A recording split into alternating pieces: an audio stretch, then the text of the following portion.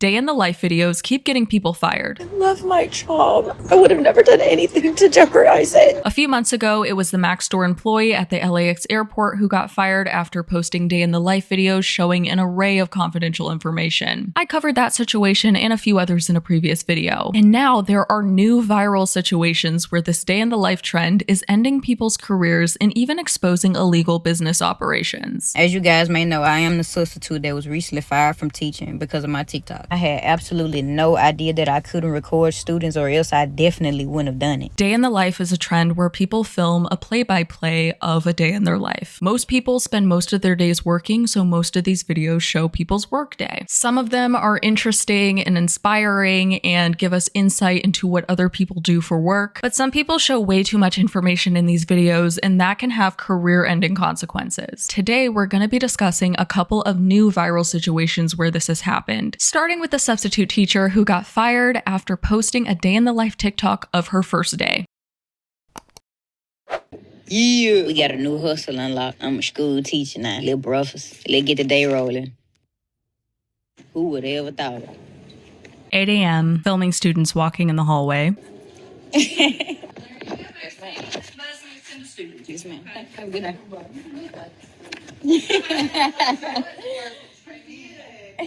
Today was really a breeze. My kids ain't had to do too much, man. To be honest, I let them do whatever they want to do. Yes, I'm that type of teacher. Doesn't the teacher usually leave a lesson plan or instructions for what the class should be doing while they're gone? Give me a little lunch break. Okay, so she's filming a hallway parade or pep rally in the hallway. Damn, shorty. Sheesh. Man, I gotta get up out these school kids trying to take me down, man. Then I look so young. I look like one of them.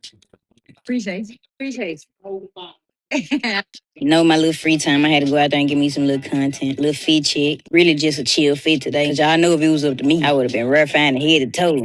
Y'all know I ain't lying. But they did have a pep rally and came clutch. And that was the typical day. And that's a typical day on your first day. And last day, because she got fired for filming students. I'm not surprised. As you guys may know, I am the substitute that was recently fired from teaching because of my TikTok. It's honestly so sad how sick the world is that you guys automatically mischaracterize me fully without further context. I'm a content creator. I record everything I do, so it was typical for me.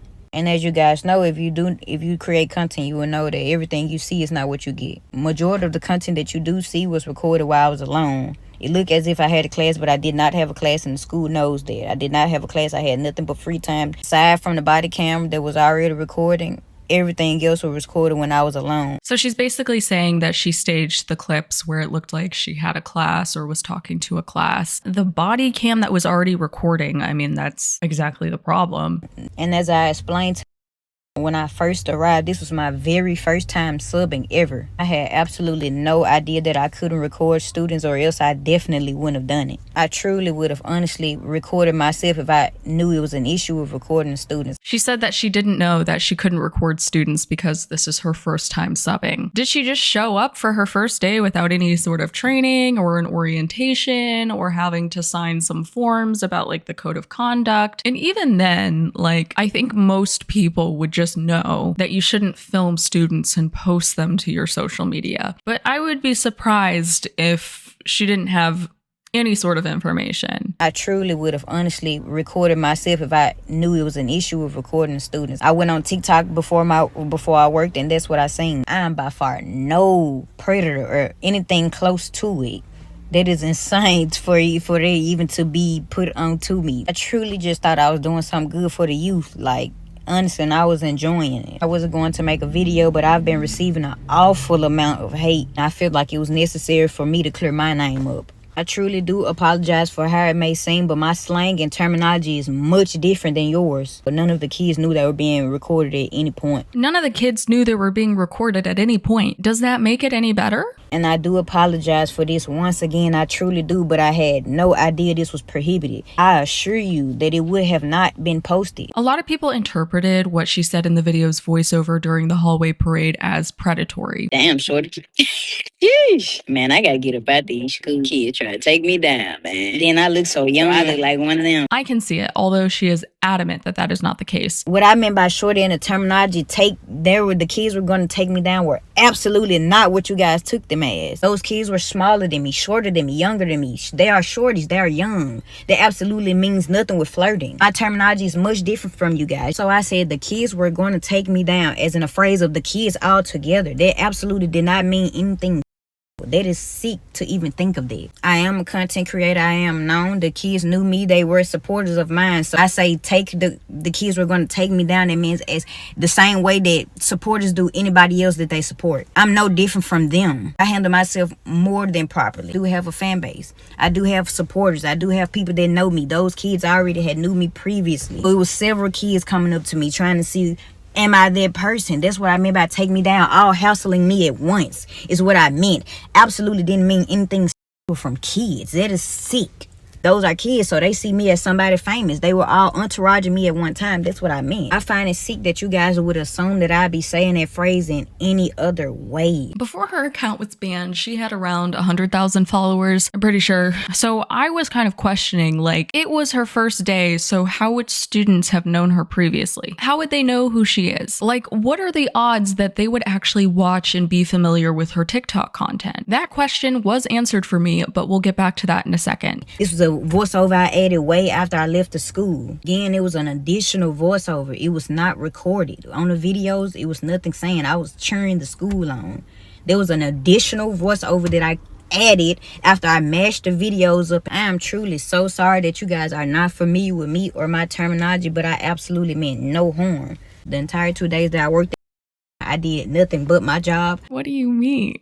I did nothing but my job. Filming a day in the life, especially one showing so much, was not part of the job description at all. I was to myself. Not one single kid that could say that I did or said anything inappropriate my time in those 2 days. She did do something inappropriate. It was truly just a misunderstanding. But now that I see with creating content, it's easy to misunderstand and misinterpret things because everyone is free to their own opinions. That doesn't mean just automatically mischaracterize me.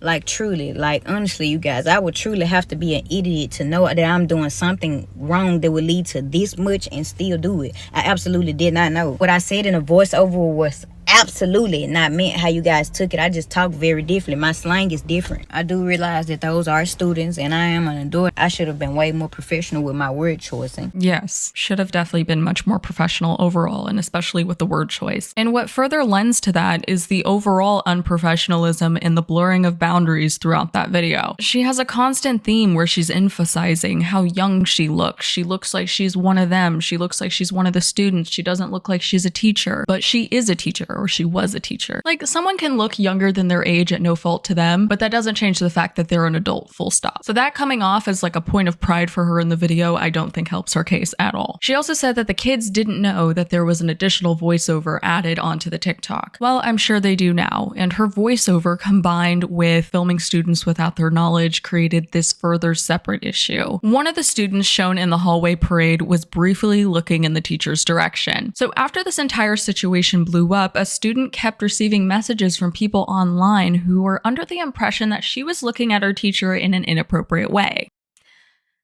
So she made a video posted to her friend's account explaining the situation. I won't be showing it, I'll just give you the rundown. The student said that she just glanced in that direction because the substitute teacher was holding her phone at her hip. So you're telling me that you wouldn't look in someone's direction who's holding their phone like this as you're walking by them? I would look in their direction. Remember how I was a bit confused as to how anyone could have known who the substitute teacher was before her first day? The student and her friend also clarified in that video that no one knew who she was before then. So that answered my question. She was not a known presence before her platform, and she just showed up to the school and she had all these fans and supporters, which honestly is a good thing because the videos that she had on TikTok before all of this is a bit raunchy, and I won't even be getting into that. But because the substitute teacher filmed students without their permission and posted it online, it resulted in a student being bullied by other people online. It's messed up that that student was receiving the messages that she had, and that it got to the point where she felt the need to post something to defend herself. I made a video not too long ago talking about how widespread that issue of filming strangers and posting it online has become, and how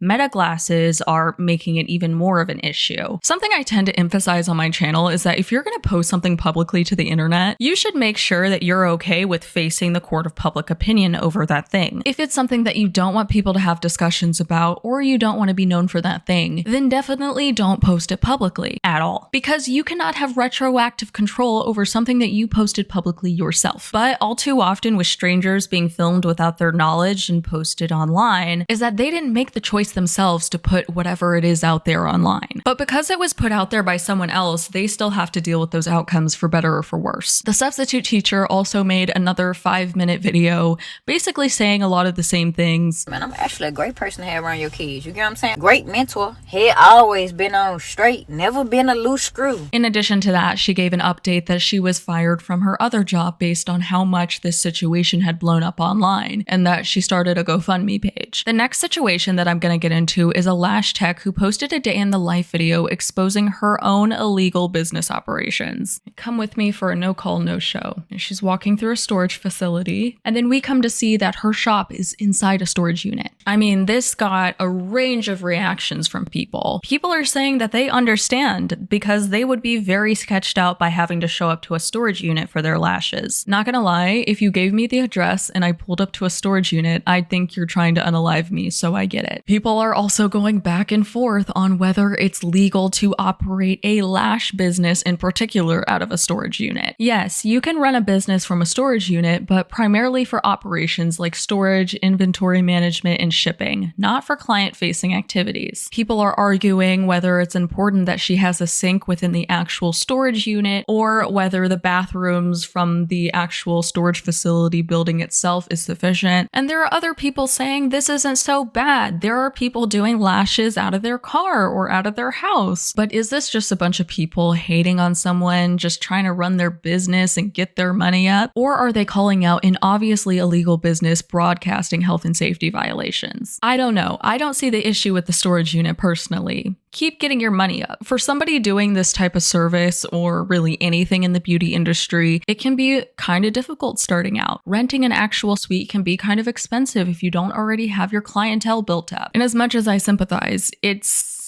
illegal. This lash tech is located in the DMV, so what I was able to find about Maryland's laws and regulations around lash techs and the licensing and salon permits and all this stuff. In order to be a lash technician, you have to have a cosmetologist license or an esthetician license. They just recently released something that allows you to get a limited eyelash extension license, but that's not even rolling out, and they're not really letting people apply for that until like 2026, so doesn't apply. I have no clue what kind of licensure this lash tech has, or whether she's licensed at all. She might be, she may not be, but what I can conclude is that running a salon out of a storage unit cannot be legal. The law in that state requires you to be affiliated with a licensed salon to perform any sort of cosmetology services. You're also required to have a salon permit. In order for a salon to receive a permit, it has to undergo an inspection by the board of cosmetologists. And among the requirements for a salon